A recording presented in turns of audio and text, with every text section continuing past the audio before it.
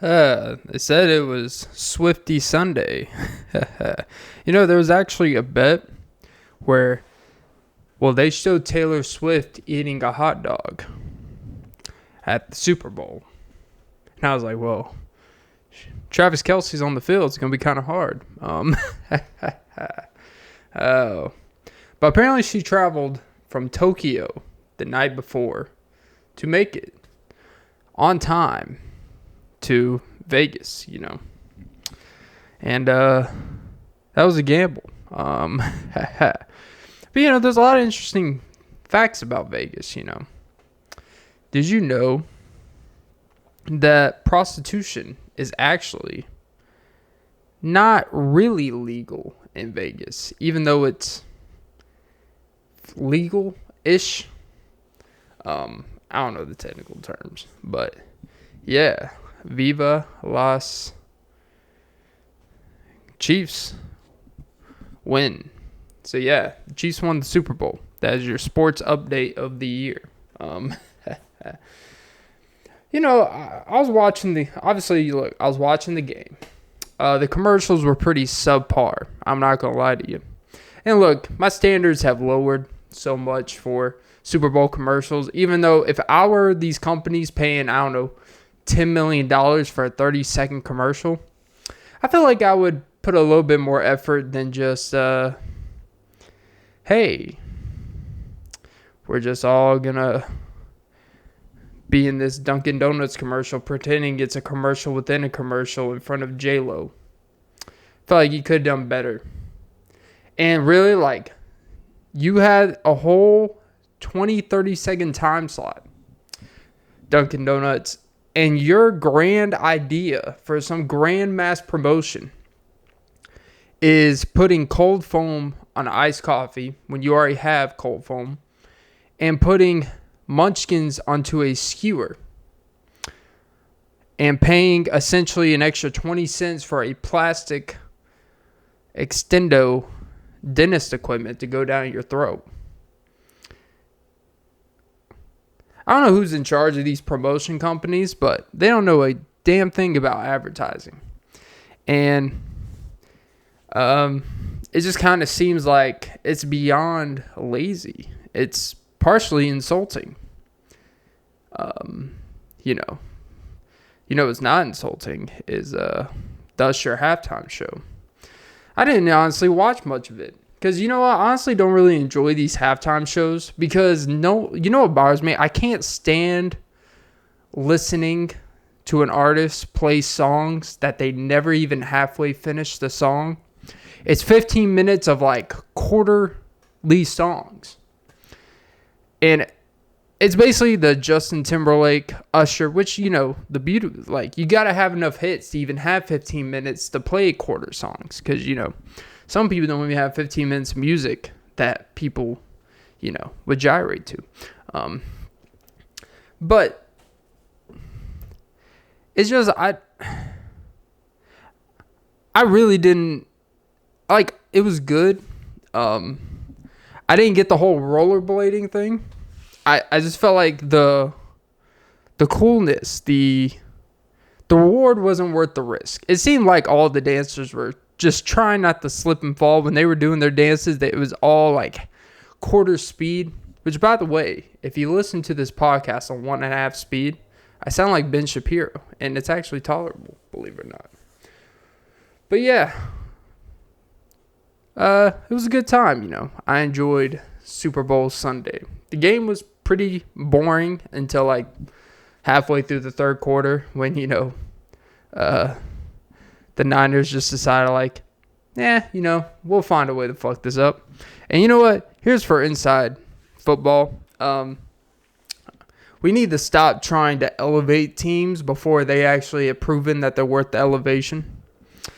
It really is just what bothers me about the 49ers and kind of this Kyle Shanahan type of thing is it feels like we are trying to promote teams and promote coaches to be the best in the game. Are you putting them in this succession plan when they haven't even won anything meaningful per se? And It's like when they want someone to win so bad and they want to elevate people in positions before they've actually, have the hardware or they have the accolades to proven that. They want Shanahan and the Niners to be the team in the NFL because of the rich history and all that stuff. But as loaded as their team is, they just can't seem to win in the biggest games. So, but yeah, all in all, maybe George Kittle needs to show Travis Kelce some bad blood. But, wouldn't want her to get a bad reputation. Because apparently Taylor Swift is dropping an album. And Beyonce is alluding to dropping an album. And, there's these theories about Beyonce is actually, anytime she's in public with Jay-Z, she's actually just drugged out of her mind. And based off what they kind of showed in the sweep, I don't know. But, Ice Spice, Ice Spice being in the suite with Taylor Swift, it was pretty random. And it just felt like every time the slightest thing happened, everyone in that suite knew they were going to be on TV, and they reacted as they were being recorded on TV. And it felt like every time they turned to the Taylor Swift suite, it was like there was always one or two different people. It was like people were paying to be cycled into the shot. But yeah.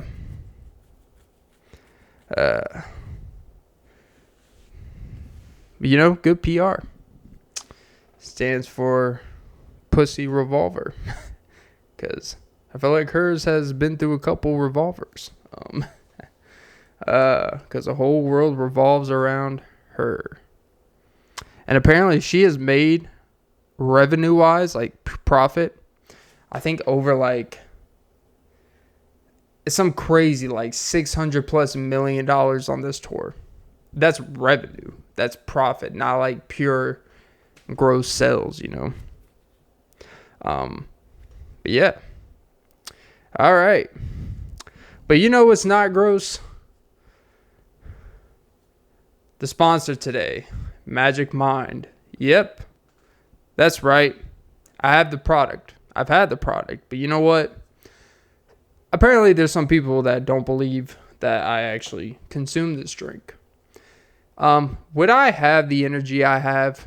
Would I have this charisma I have without the mental clarity or focus of Magic Mind? No. And you know what? I could tell you all the great benefits. I could tell you how great of a product Magic Mind is. But you know what? Typically, we got to see to believe.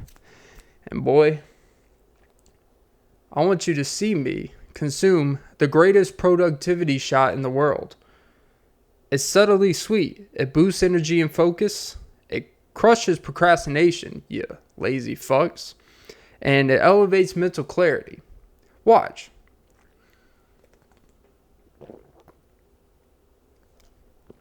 Yeah. That's some of the best stuff in the fucking world. Seriously, you see? Tastes great. It tastes very passion-y, Fuck Drake's passion fruit. You can taste this from miles away. You can also see his dick from miles away too, apparently. Sorry, Magic Mind. I don't mean to put Drake's dick in your ad read or promo, but hey, there's no such thing as bad publicity. But yeah, guys, Magic Mind. It's the greatest nootropic drink out there. It's the greatest productivity. I mean, look, just consuming that shot, I'm already starting to feel fucking amazing. All right, guys, but you guys know the deal. All right, so below my episode description, I'm going to have the Magic Mind link there. The link will show www.magicmind.com/oftenbeatw because, I keep it a W with you. No bush around this area. But yeah, click the link below the episode description, magicmind.com/oftenbeatw. And when you use my code oftenbeat20, OFF NBEAT20, you will get up to 56% off your subscription for the next 10 days with my code. Or my code will be valid forever as a 20% off both one-time purchase and a subscription. So guys, when you click the link below Magic Mind, use my code OFFNBEAT20. OFFNBEAT20. And look, I drank a Magic Mind earlier today before I went to the gym, and I had one of the greatest focus clarity pumps I've ever had. And that is no cap. You know, I was squatting the world, squatting the weight of a few girls out there, but most importantly, rocking your world. So guys, you see, Magic Mind. Here's what it looks like. If you order a 5-pack, they'll be around $29.95. But if you use my code, it'll be a lot cheaper. Here's the bag it looks in. It's a cool bag, all right?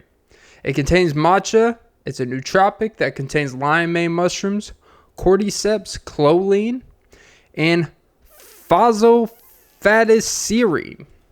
All you gotta know, some fat in it, PHAT. So, you know that's always good for you. And it boosts blood flow to the fatty. And cognition, because, you know, you got to really be active in what you're thinking when you're, you know, busting a fatty.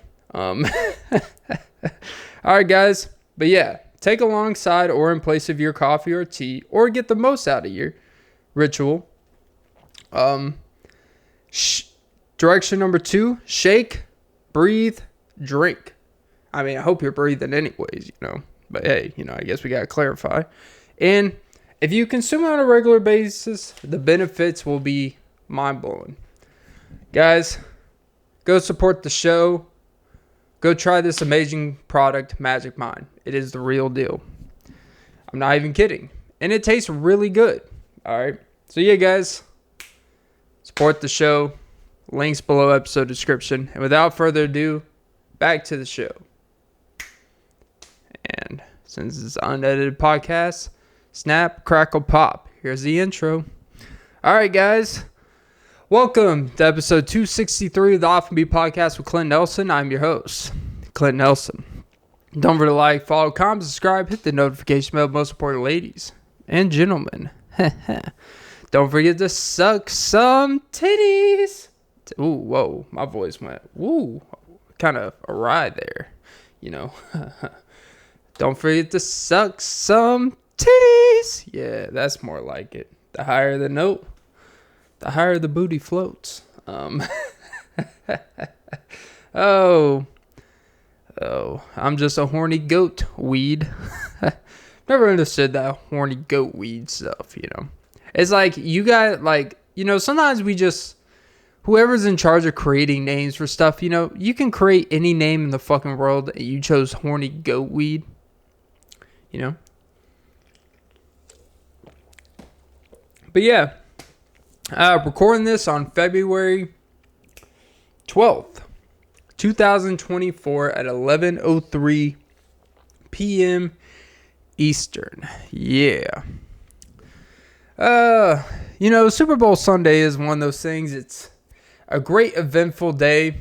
And then at the same time, right after you realize, damn, that's it. No more meaningful betting this year.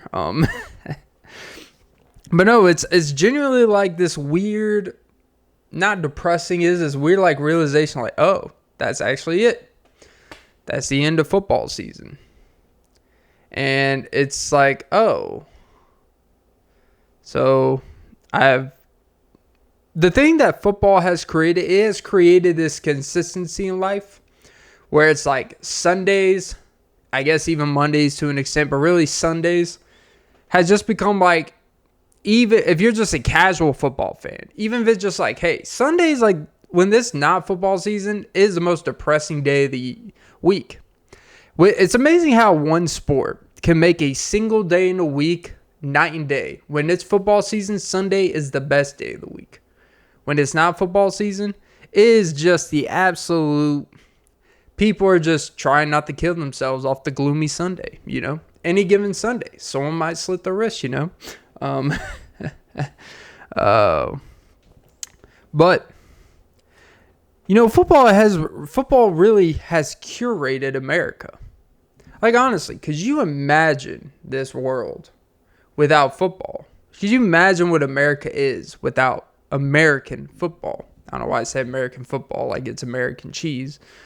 But, it really, American football is like American cheese. Is it real? Like, it's real what's happening.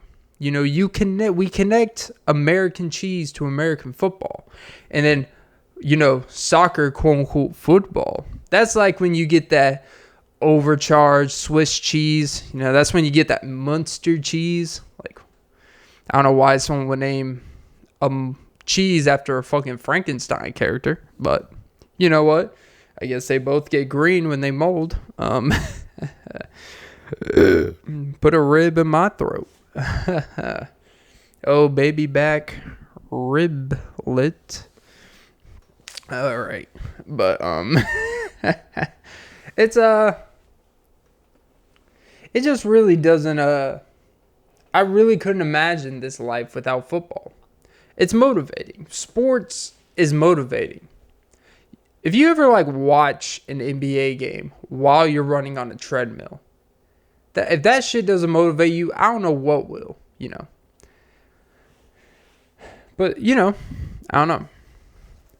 But yeah, it's just kind of this weird realization, It's almost like a long distance relationship where, you meet up with someone, they're in the country for a month, but then they have to go back or their visa, or they're going to get arrested, whatever.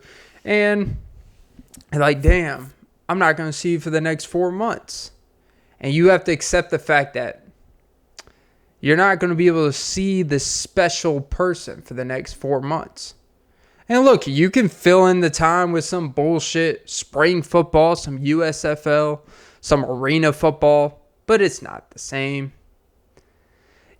College football is but they kind of start around the same time. So it's like when that special person goes back to Columbia, you could settle for some local gals, but it's not the same. It's not that one special gal. The NFL is that one special gal.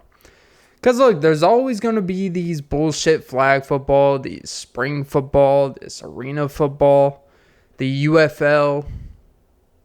But, you're settling, It's not, it doesn't bring that same feeling. Like, you're not going to put money on it,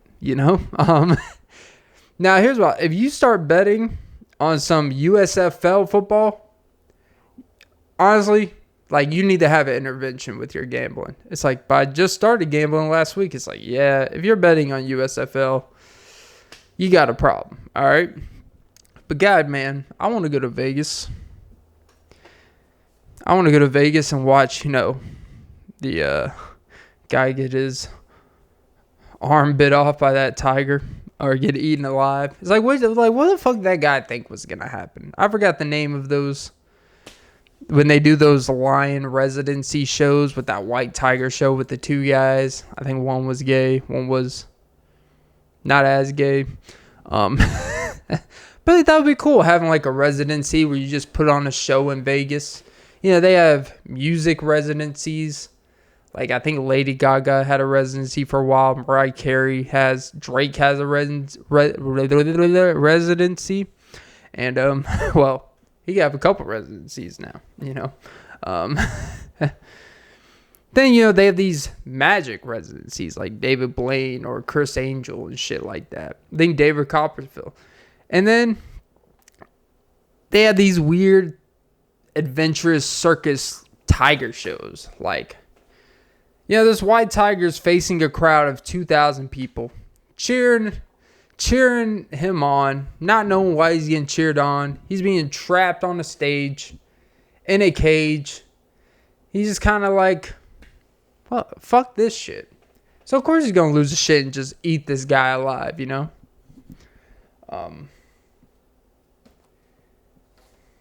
I don't know. But they say it's different gambling outside of Vegas compared to when you're actually in Vegas. It's a whole different energy and vibe. I think there's a study that say when people gamble outside of Vegas compared to in Vegas, the same people will gamble 18% more. No, it's 18 times more, which is probably like 180% more than they would just gambling anything else, right? Vegas is such this inviting thing. And apparently you get unlimited drinks while gambling, which I don't believe that, I don't think it's unlimited. But I don't know, Yeah. So, what do you call a ratchet woman on the strip? You call her strip steak. Because sometimes it may look like one. You know what is weird though? So as you guys know, there's that channel, the Soft White Underbelly. And there was a period of time where I was getting real into it. Like I was watching a good amount of interviews he does and all this stuff. It's fascinating. He talks to real people with real like crazy life vulnerability that people expose themselves from fetishization to pimps to prostitutes to people who are former convicts, people that are former it's a pretty like revealing portrait of real life. There's something to it. But there's one recently where he did a interview with 2 prostitutes, right? It's like, okay, nothing new. He said both of these girls were legitimately 18. They just turned like 18 not too long ago. They were doing it a year plus more. So they were actually starting at underage. And to see how they were dressed. And it's almost like there's this fine line between promoting vulnerability, real life. And there is something to like, you're kind of promoting, in a sense, potential of getting the wrong idea for what should be promoted. And these 2, it was almost uncomfortable to watch because you're hearing 2 young girls talk about so casually about the life of it, and the way they were dressed. Like I was surprised they could even show it, like, because the one girl, like, you could legitimately see her nipple through it, and it felt uncomfortable, just kind of she was basically almost wearing nothing on the lower half. And they said the location that they do their work, and that's the kind of thing, it's like they don't even feel fear of exposing their location where they work, because they're kind of using this soft white underbelly. They're using this big audience to promote what they do, where they do it. So that was kind of weird. That was like the first time I watched something and I was like, oh, this is actually kind of, for the first time I felt uncomfortable. I'm very like, I can see a lot. I understand like real life can be very uncomfortable. But there's something about where it's like, this one seems like, because of how naive they are and how they basically like, they have a boss, but we know what that means. They have a motherfucking PIMP. But they would never call him that. They're like, oh no, they take care of us. It's like, okay, but with all the money you make, oh no, well the money goes to them, but they buy us anything we want, anything we need. It's like, yeah, but they're also taking a good bit of that money too. It's like, oh yeah, you want to get this, sure. It's like, you have no, like the girl said she had no bank account because Navy Federal shut down her bank account, but she was getting suspect money from somewhere. It's like, yeah. And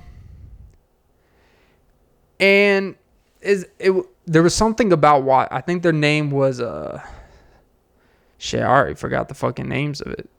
Their names, but they put their names in it, not their actual names, but their street occupational names. And I was just kind of like, oh.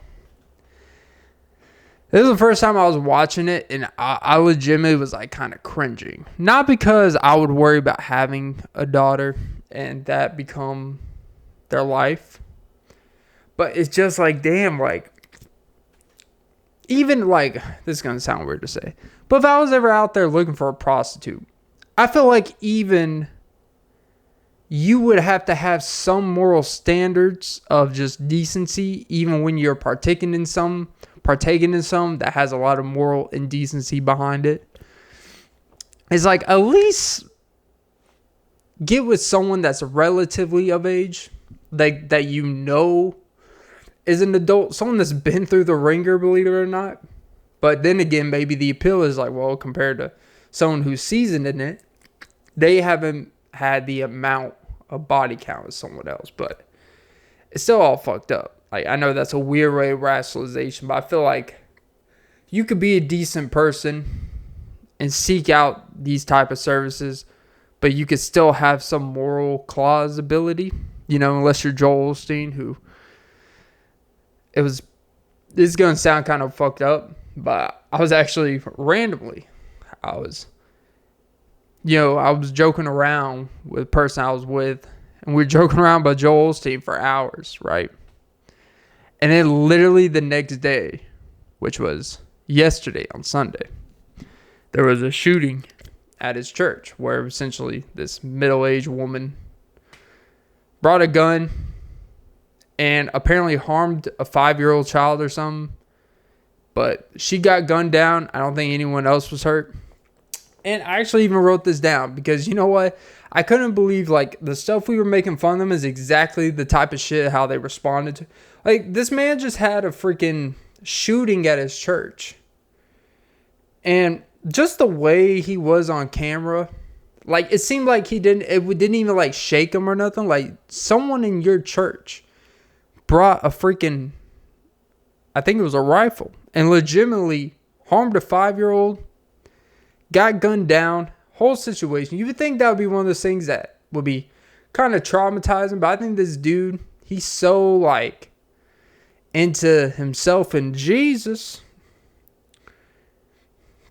that this man, his reaction when he's doing this on-camera interview, you know how they do in those news channels, like, what do you have to say about this? His reaction to a shooting at his own church is, we're going to pray for the 5-year-old. As this man said, we're going to pray. Cool.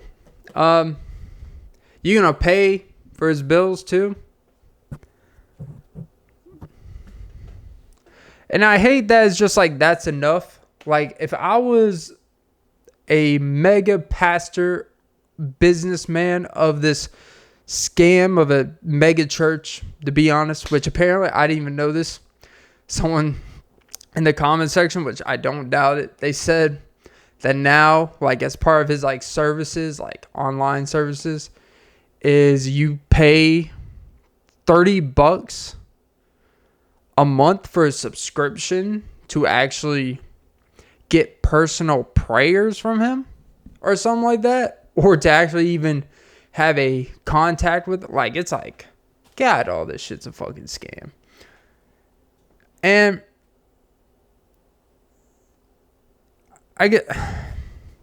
it's frustrating because it's not about attacking a religion.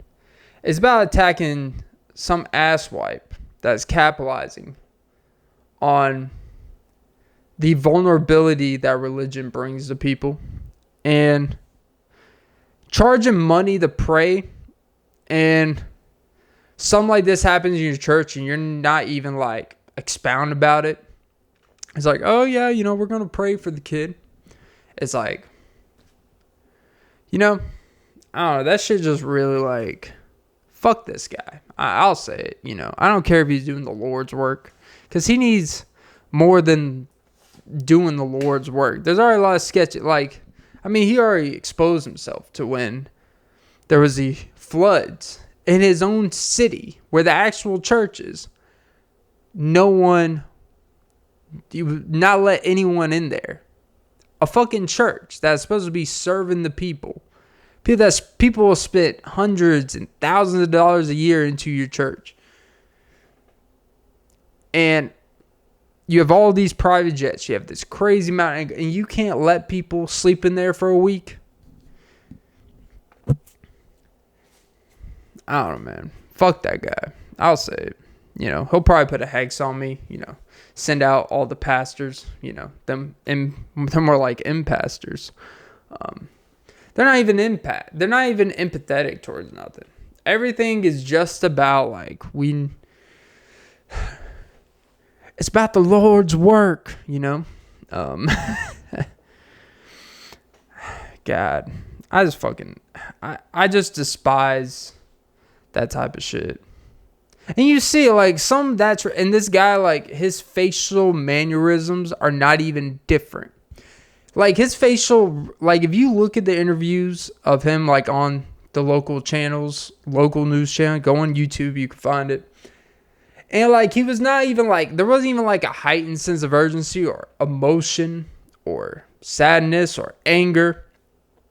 He had this, like, half-ass, like, not smile, but just, like, it's just unfortunate. Like, it's almost like if someone came to his church and just, like, you know, had a mental breakdown. And that's all that happened. And he's just like, you know, it's these unfortunate things that happen in life, you know. But one thing we all know is that God put us through these storms. Like, shut the fuck up. Like, no. Like, this man is literally worth more than like than the whole WNBA combined, probably. Just don't let Michael Porter talk about the WNBA.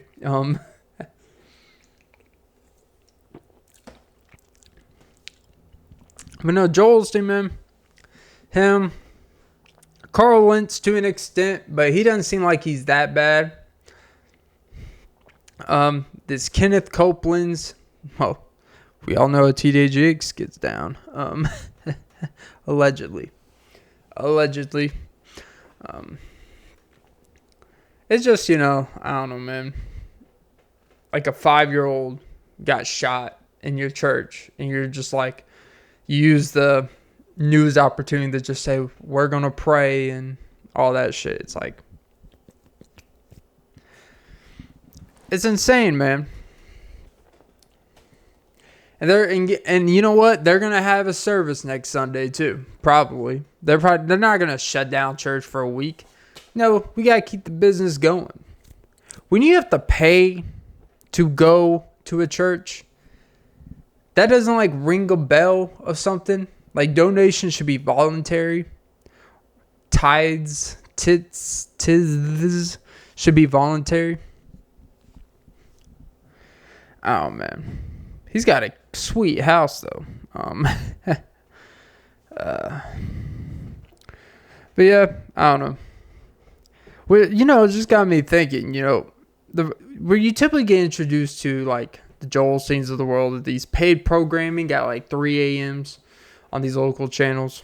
You know, in between when they show their last show and when they show, like, the 5 a.m. more news, is all nothing but, like, Shark Vacuum paid programming, OxyClean paid programming, Shazam paid programming, and then all of a sudden it'll be just Joel Osteen just speaking to a group.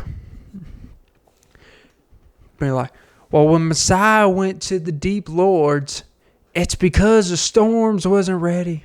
And he has a dumbass fucking smile that just want to make you smack his ass, you know. But yeah, but Jesus Christ. You know what? That's what I want to do. You know, I want to go. I'm going to travel. I'm going to go to Lakewood Church. I think is what it's called.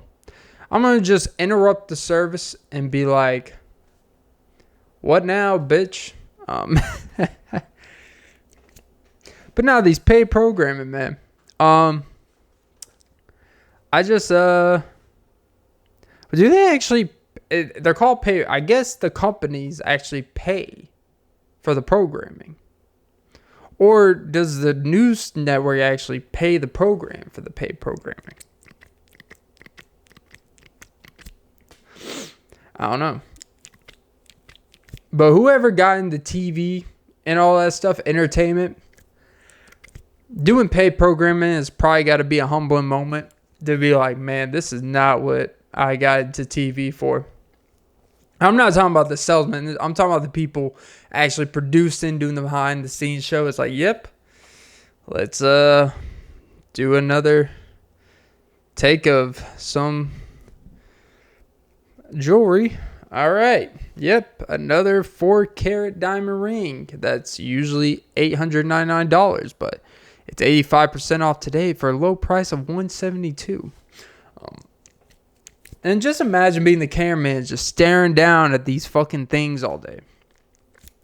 All right, guys, we got to do another take of the shark vacuum. You know, oh, look at it sucking the rug doctor up. It's like, all right. And it's always some like bullshit kitchen equipment like the chop slap. It's like, never have to cut an onion again. Pop, pop, chop slap, you know. Ow. God damn, my nose is itchy. I got an itch for the snitch. So green for the environment. I got the Grinch rolling downhill like I am right now. Woo. My mind is an abyss. Good damn girl. She got a nice ambitious booty. Oh. She bootylicious.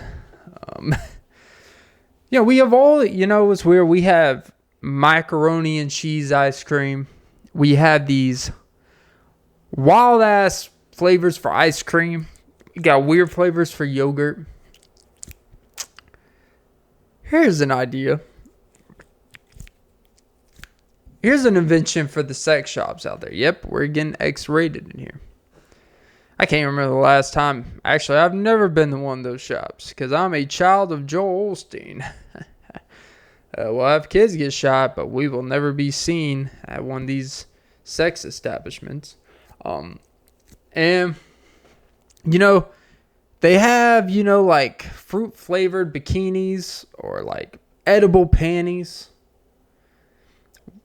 for the guys or women that like the taste of, you know, the holy uterus. Why don't we have pussy-flavored gum? You know, you could get the extra chewy version, you know, if you want it long-lasting and savory. Be like one nice rotisserie chicken in there. Why don't we have like body fluidly flavored gum? You know, for people that are really into that stuff, you know. Have jizz flavored icebreaker mints, you know. Because there's some people that like the taste of that, you know. Now, you could get the low odor, medium odor, or the very potent odor. Pick your flavor, you know. You like a little extra tang? Here's a little extra sour watermelon to it, you know. You know, make it digestible.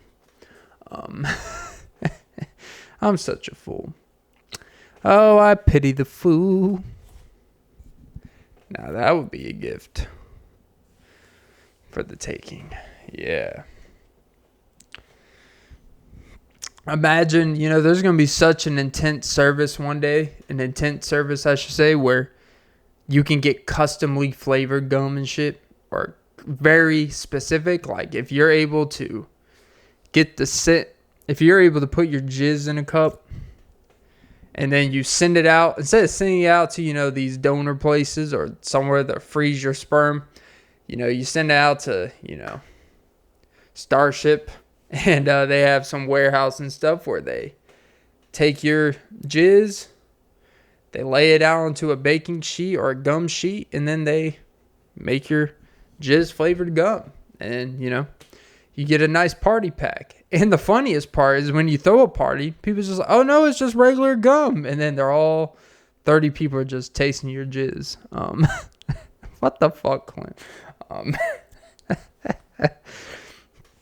And then you could tell, you have a bunch of married couples there and be like, yeah. And technically, what you could say is like, yeah, my jizz has been in your wife's mouth and yours. And without context, let them believe what they want to believe. Oh, Jesus. You're going to be like the Genghis Khan of jizz gum. Oh, this is terrible. This is an awful, awful idea.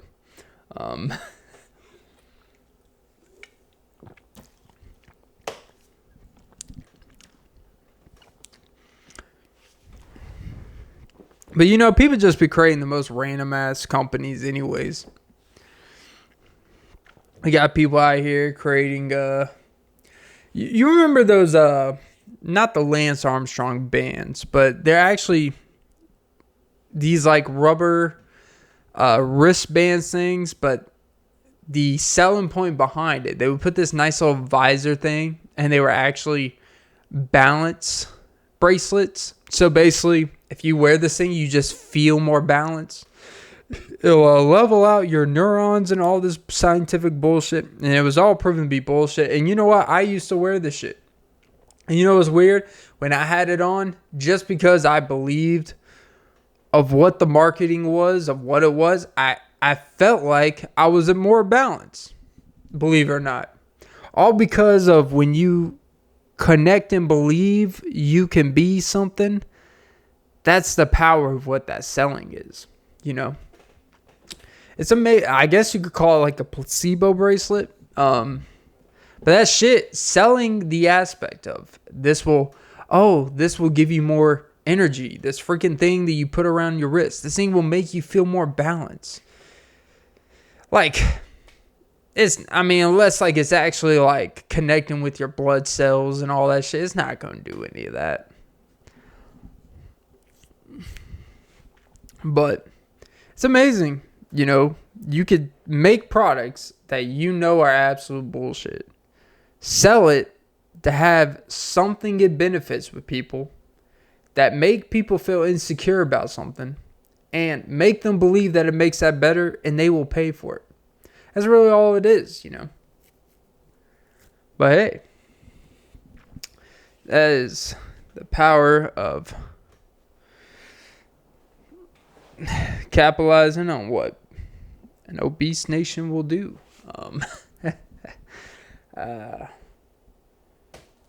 Whoo, yeah, we are doing big things out here, hey? Yeah. I am technically a man of multiple incomes. By the way, anytime you hear a guy say, yeah, I have 3 streams of income, what he means is he's got one income that's providing 97% of the money that's going to his bank account. He's got one that's making less than like $70 a week, which is not nothing, but it's nothing. And he's got another one that's he's put money into, but it doesn't seem to be getting back yet. It's one of those where he paid for $1,000 for a program that's going to make him money months later. But he's just got to apply it first. But he's already applying it as income before he actually learned how to make it as income. So anytime you hear a guy say he has that many streams of income, 95% of the time, it's really one income, and this other income he can't even file taxes on because it doesn't even make enough money. So unless you can actually file taxes and it's worthwhile, if you're not paying more to file the taxes, if you're paying more to file the taxes on that stream of income than what it brought in, it's not a real income, okay? Like,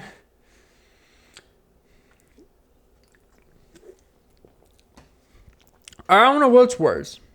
That, when someone has 5 streams of income and they all streams are not streaming any income, Like, I'm an artist guy. Yeah, so I got YouTube AdSense. I got Spotify streams. I got a deal brand with this.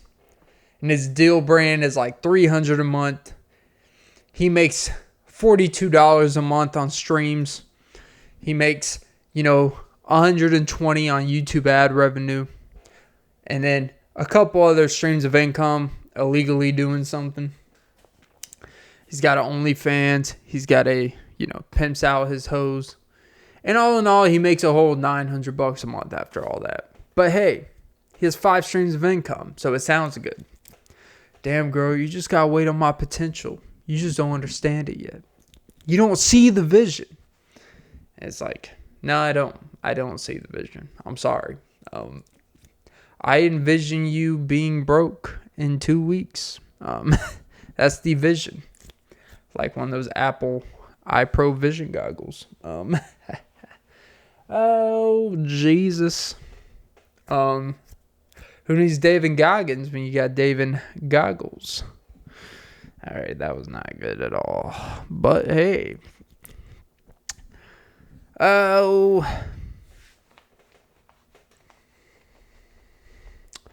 But yeah, it actually reminds me. There's this thing with Morgan Wallen.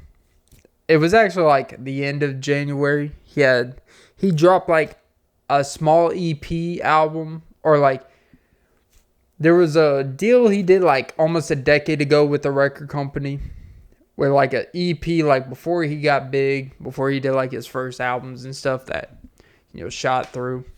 Did like small EPs and stuff, and in his mind, like they weren't really that good or whatever, and they never went out. But now that he's one of the biggest artists on the planet, the biggest country artist and all this stuff, now that technically they still own these songs that he did, they basically put out an album or put out a record that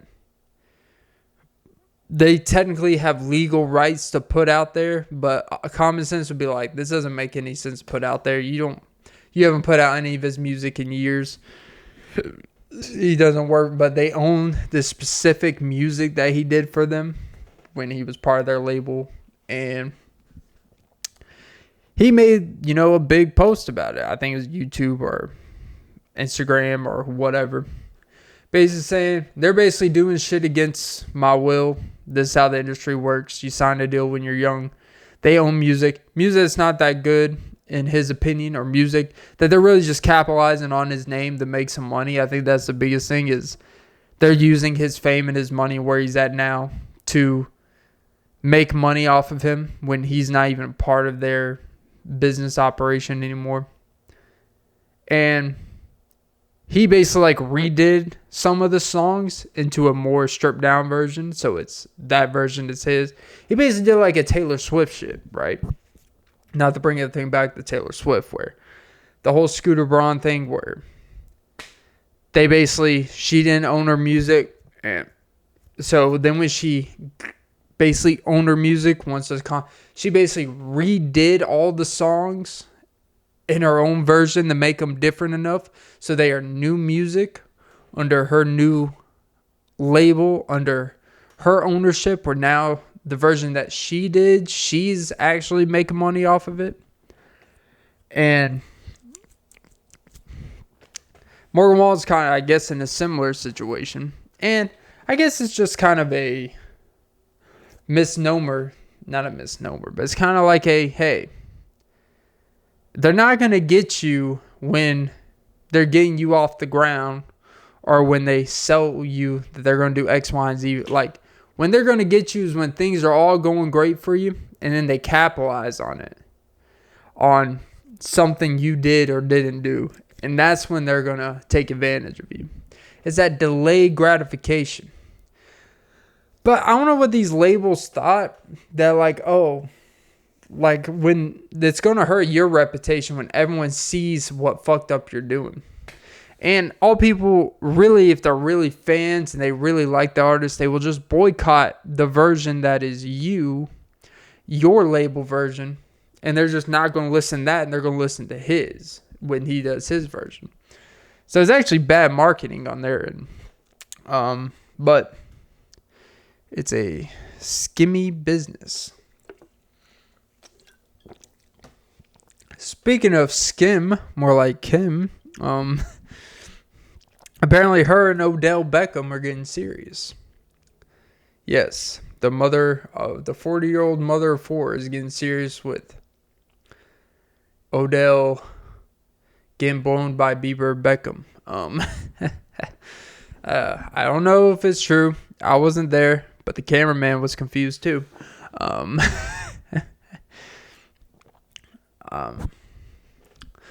But now, it just seemed, honestly, I think the appeal of Odell's not really that big anymore. Like, he's still actually a pretty good football player, but the fame and everything attached to what made Odell, like during the prime peak, was the performance, the showmanship, the being the center of attention, and then capitalizing and actually following through with his play matching with the drama attached to him. I don't think he hasn't had a 1,000-yard season since he has left New York, I believe. He may have accidentally had one in Cleveland, but barely. But he's been mostly injured. Not really he's been good, but not great. He's been mostly hurt. He's played well at times, shown flash, and is the definition of just damn, man, it kind of looks sad on his part. Because, he's not even at the peak of his powers to where a Kim Kardashian would be oh, this man striking while the iron's hot. It's not like Kanye when he's still doing his best shit. It's a rundown. He is at the Chris Humphries of the NFL career. She typically likes being with athletes, which is weird. She likes being with athletes that are kind of near the back end. Where, I guess, Kylie, Devin Booker and whoever the other guy was. But,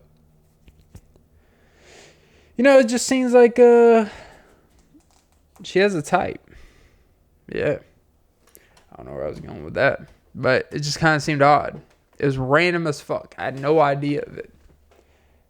And maybe it's a way to keep him in the headlines. Maybe being in the headlines is what keeps his NFL career relevant enough,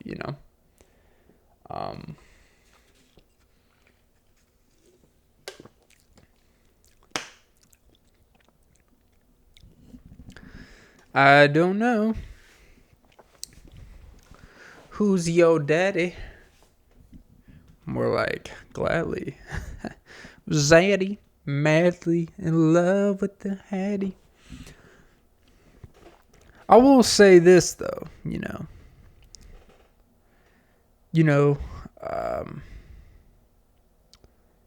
I would be scared to be a girl out here these days.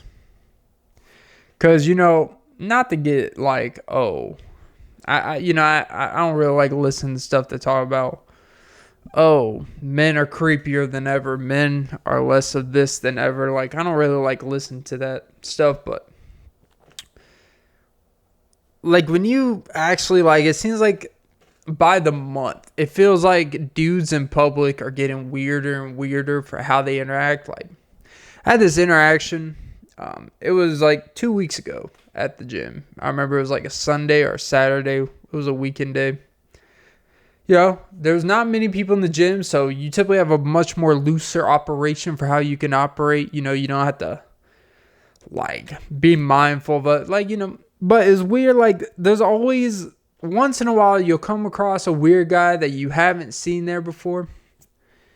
And you can tell they're just uberly anxious. They're high tempo for no reason. And you tell they didn't really they don't really have an idea of what they want to do while they're there. They're just there to do X, Y, and Z, which is fine. But it's you'll be doing an exercise. I was doing the cable area, right? And there's no one, he just walks in, he's doing this bullshit hip stretches or whatever, and then he's while I'm grabbing these things, I'm doing a decent amount of weight on it. While I'm grabbing these things with my earbuds in, this man comes 3 feet away from me. He's how many sets you got? I'm you couldn't wait till after Like I'm already like 2 reps in. You can't wait till after I put the things up. And it's like, I don't mind people asking how many sets one, you don't ask someone in the middle of while they're in the middle of focusing. 2, you don't like just get up in my space and be weird about it and be anxious and make it feel like I've been there for 20 minutes. Like I've been there for like 3 minutes. You just walked in. And you could easily use a different area to do what he was about to do anyways. But he did it in such a way that was like, you're just like, I don't even want to deal with this. You could just have the area after I'm done with this. I was like, what? He's like, how many sets you got? And I'm like, I just got 1 more. I really had like a couple more. But it was like one of those things where it's like, it was so a weird approach at how he did it. It made me just be like, I don't want to even deal with this guy staring at me. Because he's one of those, like, when you're doing your sets, he is watching your every rep to see, like, if you're going to lie about if you have 1 set left. Because if you would start a second set when you say you have 1, he'd be like, I thought you said you had 1. Like, he would be one of those motherfuckers. And then, so I was done with it. I wiped it down like, hey, you're good. I went to go do something completely different on the other side of the gym. A machine. This man has a whole gym. There's a lot of different things you could do at this gym. I use his machine. I'm 2 sets in. He goes over there and he's like, how many sets you got? And I'm like, this motherfucker, I swear to God, man. I was like, you can literally use, I was like, well, I've got like 2 sets left, and I gave a recommendation, and this is probably where he probably took it the type of way. I was like, well, I had 2 sets left, but to be honest, this exercise, you can use those 2 long pull machines, of those 2 long pull things, cables, and you just use that, and it's basically the same thing. He's like, oh yeah, I know, but I just want to use this one. I'm like, well, it's called either fucking wait or, adjust. But he would be the type of guy that in an environment with a woman would make them feel like pressured and pushy. And I was like, this is the type of guy that if I was a girl, I would feel uncomfortable around, even if this guy wasn't trying to get with me or trying to say anything weird, just because this guy's like energy. But yeah, man, like the overly anxious, weird guy, always wearing a Bass Pro Shop hat, and he just staring at you to see if you're lying about how many sets you have. Yeah, it reminds me of those videos of the guy, like this dude at Planet Fitness who he was doing an exercise, and this guy comes over there and says, oh, I was using that. And the dude's like, you literally just walked into the gym, you weren't using it. He's like, well, I'm bigger than you, so. And he's like, the fuck? Which he was technically bigger than him, but he actually wasn't stronger than him, believe it or not. Just because you're big don't mean you got a strong dick hold. But yeah, I don't know. My battery's about to die because I got to reformat this shit. But yeah, that was episode 263 of the Offbeat Podcast with Clint Nelson. I'm your host, Clint Nelson. Don't forget to like, follow, comment, subscribe to the notification bell. Most important, ladies and gentlemen, don't forget to suck some titties. Ooh, that was a rough one. But it made it a little less rough when I took some Magic Mind. Guys, go try it. It's in the description. Show support. Get the brother paid and laid.